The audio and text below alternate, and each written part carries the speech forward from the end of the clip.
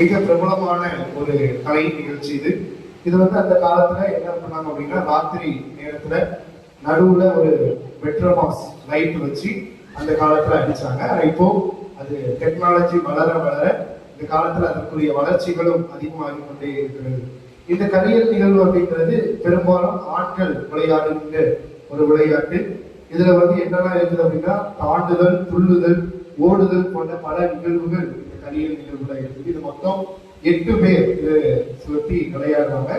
அதற்குரிய பாடல்களை பாடும்போது அவர்கள் அதற்கேற்ற அணிகளை அடித்து அவர்கள் வந்து நிகழ்த்துவார்கள். இயேசுவின் நாமமே திருநாமம், முழு இருதயத்தால் தொழுவோம் நாமம்.